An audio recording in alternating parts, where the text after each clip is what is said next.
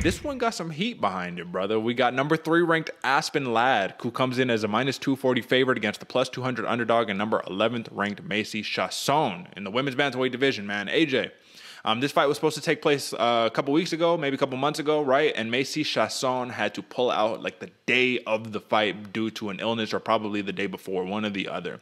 Now, Aspen LADD has been quote unquote flapping her lips, man, flapping her trap, talking kind of crazy, saying, "Oh, CHIASSON, man, she looked fine to me when she was walking. She didn't look hurt. She didn't look sick, and all that good stuff," which is a little uncharitable, right? It's kind of when you're taking the most, like, "Oh, they're scared. They don't want to fight me." I don't know if she's just trying to get in her head, but is it not telling that Aspen LADD is talking kind of, shit to MACY CHIASSON for this, when back in Tough 25 finale, Aspen LADD had to pull out the day of the fight against Jessica I due to an illness, right? So basically the same thing. A little bit of hypocrisy. MACY CHIASSON has already called her out for her hypocrisy, excuse me. But I want to know your take on that, man. Is that a little classless? What do you think?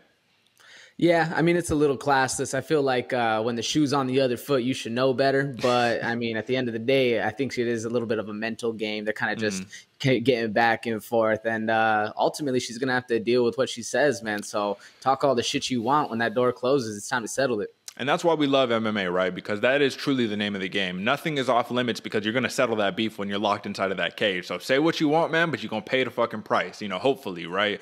But this is still going to be a really fun matchup because they got two contrasts of styles. You got a tall fighter versus a short fighter, a long fighter versus a not long fighter, a ground and pound machine versus a wrestler. You got a MMA gold fighter versus a Fortis MMA fighter. So I want to start off with MACY CHIASSON, man. I thought she was on a real hot streak, man. I picked her against Marion Renault, and she got the dub on that one. She got the dub against Shanna Young. She's been on a hot streak, man. She's 4-1 in her last 5, but she's fought a little bit differently in her last couple of fights than how we're accustomed to. Normally, I'm not going to use my length. I'm just going to walk through, and I'm just going to try to just punch your face off, clinch you up, knee you in the face, all that good stuff, and try to get the early finish. But recently, she even said it. I believe it was against Renault or it was versus Shanna Young, but she was all like, "Yeah, I didn't want to end it early. I wanted to like test myself and go 3 rounds to prove to myself that I could do that stuff, man."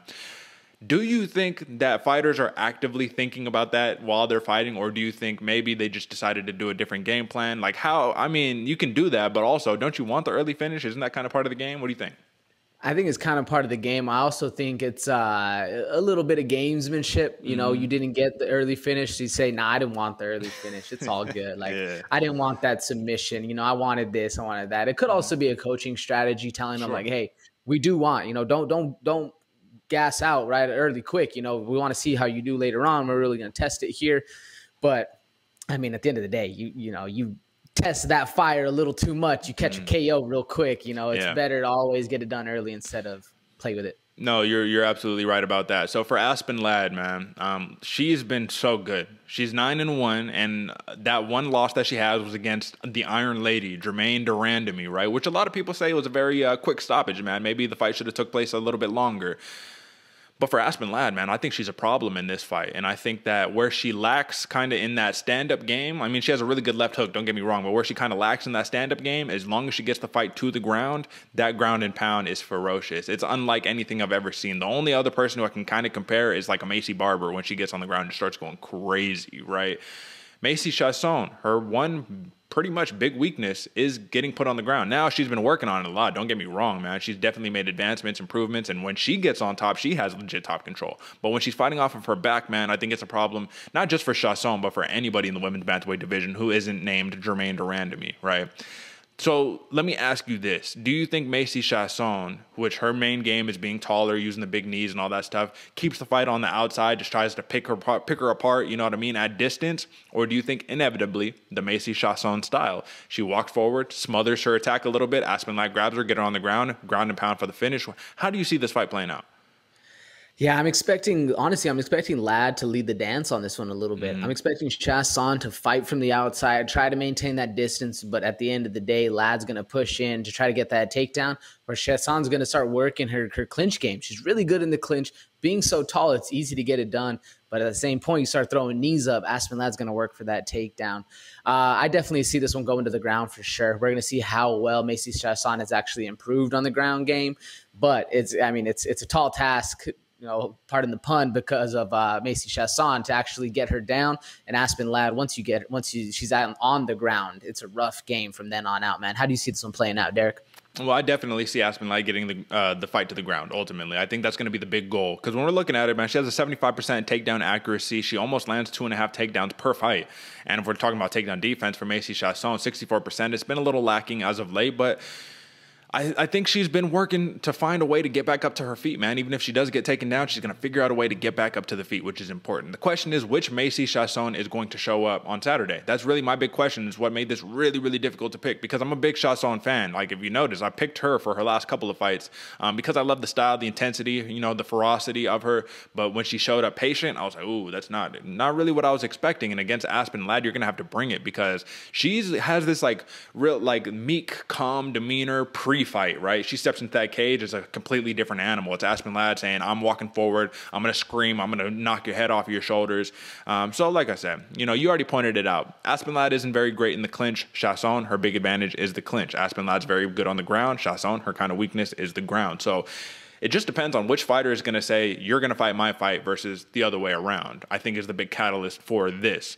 Now, when we're talking about notable wins, AJ, I think that Aspen LADD's last win is going to be very telling for how this fight's going to play out. I mean, her last one, she TKO'd Yana Kunitskaya. What's Yana Kunitskaya's game? Clinch you up, big knees.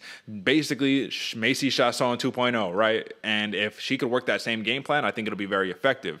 But she does have 2 wins over Sijara Eubanks, a win over Yana Kunitskaya, and a win over Lena Landsberg. Now, for MACY CHIASSON, win over Marion Renault, Gina Mazzani, shout out Glory MMA right there, Pani Kianzad, and Shanna Young. And she also has a loss against Lena Landsberg. So we brought this up. We talked about basically the same thing a couple weeks ago when we were previewing this fight. But how do you see this fight? I mean, who are you picking this fight for, man? Both of these fighters are on win streaks. I mean, 1 win for Aspen LADD, 2 wins for CHIASSON. But how do you see it going out, man? Who wins in this one? Man, I'm on this one, man. I'm excited for this one because it's going to be, like you said, whoever wins the day. Whoever the better lady is that day, it's going to be a good fight for them. It's going to be a rough one because styles really make this match, man. But personally, I'm going with the buzzsaw Aspen LADD, bro. I love the way she comes into fights. Like you said, she has a cool, calm demeanor in the beginning, but then she absolutely just she's screaming. She's punching in the face. She's trying to get those elbows going. She's very aggressive. And we always talk about the new breed of fighter in the heavyweight division, in the men's heavyweight division, but I feel like Aspen LADD is a new breed of fighter in the women's division, Derek. Sure. And she's very mean, looks for the finish. Not too many women can get it done, where Aspen LADD does get it done very often. I'm going Aspen LADD with the TKO round 2. I think it's going to be a fun, very fast fight in the beginning, slow down a little bit, but she's going to get that dub at the end, man. What you got? Well, I think it's very impressive that Aspen LADD has been able to come back after having an ACL and an MCL tear in her knee, right? And being able to come back and still smash, right? Because I think I picked against her in the Kunitskaya fight because I'm like, the knee, his issue, right? You always got issues when it's a knee stuff going on, and she just basically dismantled Yana Kunitskaya. Third round, what was crazy, it was the third round, Yana Kunitskaya staring at her, that death stare, that Maheta stare, where she's like, all right, we're going to get it. Aspen LADD walks forward, drops her with the left hook, finishes the fight just like that. And I was like, ooh, Aspen LADD, man, you are a dangerous fighter.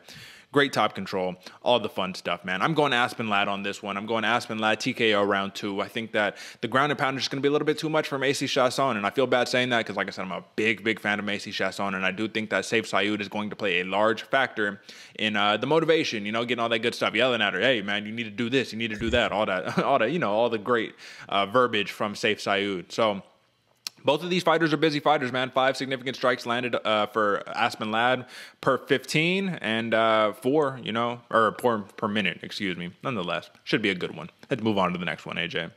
Actually, before we move on to the next one, I just wanted to ask you a very quick question. Do you think people should be taking the plus 200 kind of flyer on MACY CHIASSON? Do you think that there's any value in that betting line? Yeah, I do. Actually, I think that's a pretty good bet right there. And plus 200, I mean, this MACY CHIASSON, she shows up on the day and she's able to not be taken down. It's going to be an easy dub for her. Maybe not easy dub, but it's good money. So if she could exert her fight plan, this is one of the lines that I was looking at where I was like, plus 200? I don't know. It might be a little too high. Maybe it should be a little more closer to even on that one.